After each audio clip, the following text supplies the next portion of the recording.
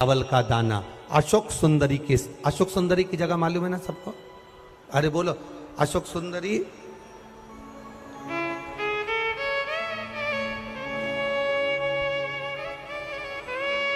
जैसे ये शिवलिंग, ये जलाधारी गोल माता पार्वती जी का हस्तकमल, यहां से जो जल बहता है, इधर गणेश जी का सीधे हाथ पर स्थान, इधर कार्तिकेय जी का स्थान, बीच में मोटी सी एक लाइन होती है शिवलिंग के सामने, वो अशोक सुंदरी का स्थान। कई बार वहां सांप बना होता है, कई बार अशोक सुंदरी का स्थान बना होता है। ये शिवलिंग पार्वती जी का हस्तकमल, गणेश जी का स्थान, षडानंद कार्तिकेय जी का स्थान, बीच में अशोक सुंदरी का स्थान।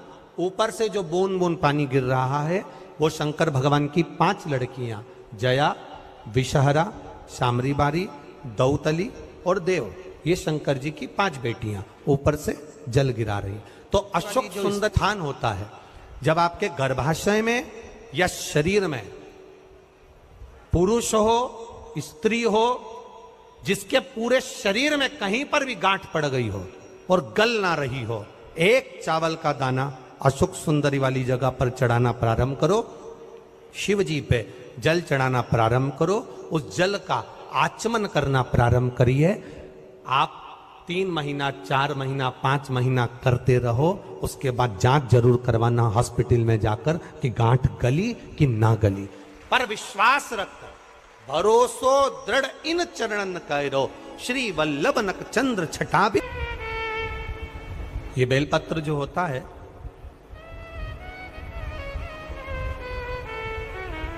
इस बेलपत्र पर कभी कभी आपने देखा होगा कि कई लोग बीच वाले पत्ते पर चंदन लगा देते हैं। ये जो बीच का पत्ता होता है, इस पर लोग चंदन लगा देते हैं। शिव महापुराण की कथा कहती है,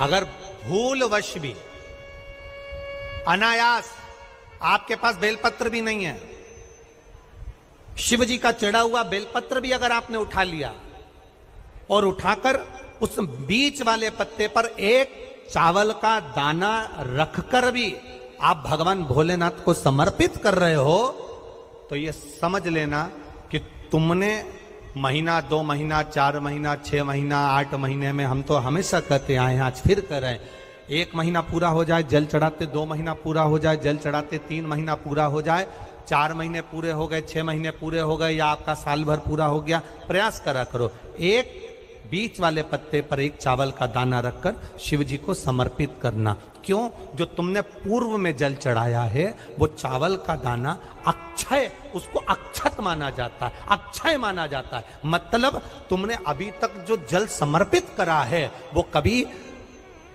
समाप्त नहीं हो सकता, उसका पुण्य तुम्हारे खाते में चले गया, अब तुम उसको किसी को भी प्रदान कर सकते हो।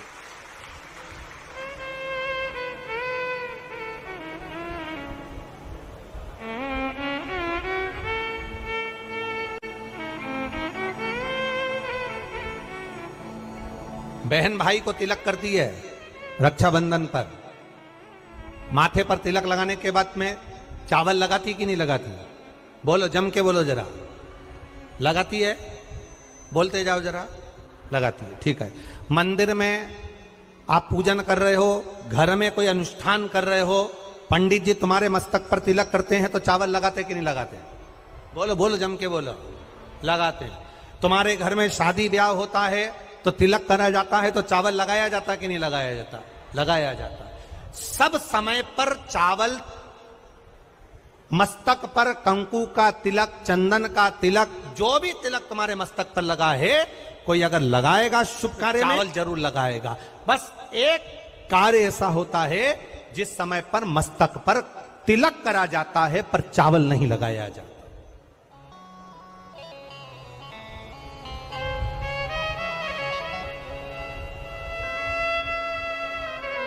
एक समय ऐसा होता है जिस समय तिलक करा जाता है पर चावल नहीं लगाया जाता।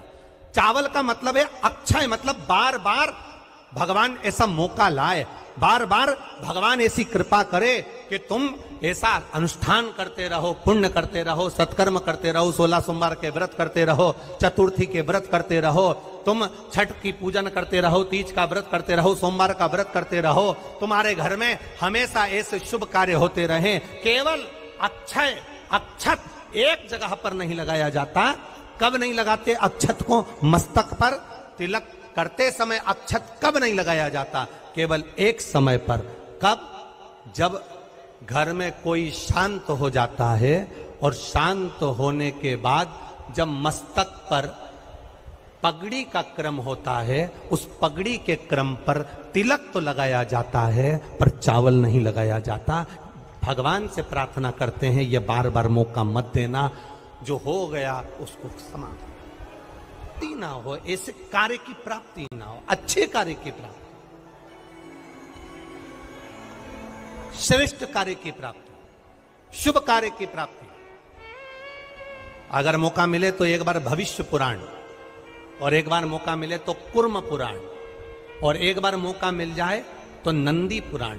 ये 3 पुराणों का स्मरण करना, इसमें आपको अक्षत की महत्वता प्राप्त हो।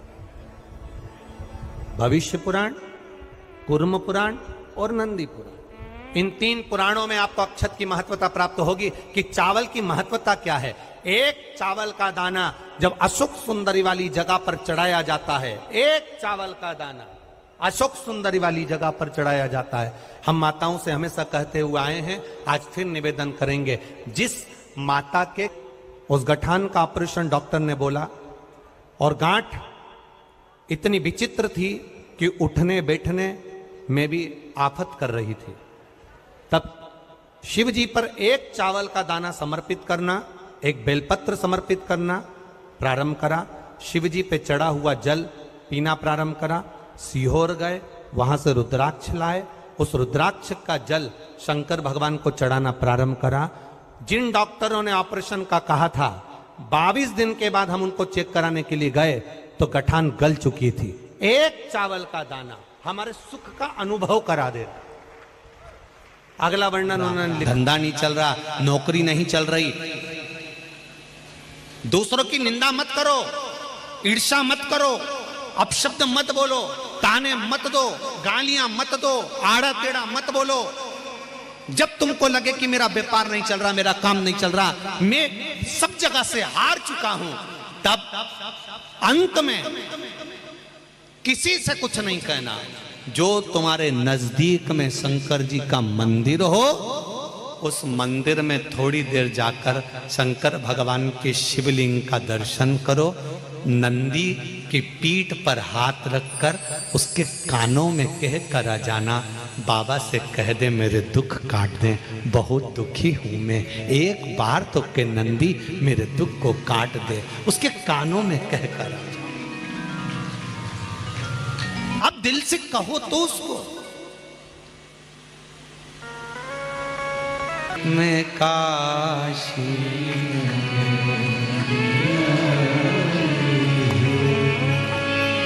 मैं काशी नगरी आई हूँ, मैं काशी नगरी आई हूँ। तुम तो सब खड़े हो गए।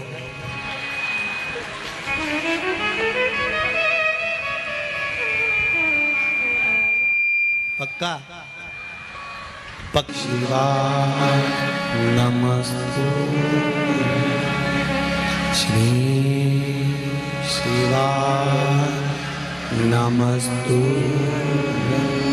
श्री शिवाय नमस्तुते, श्री शिवाय।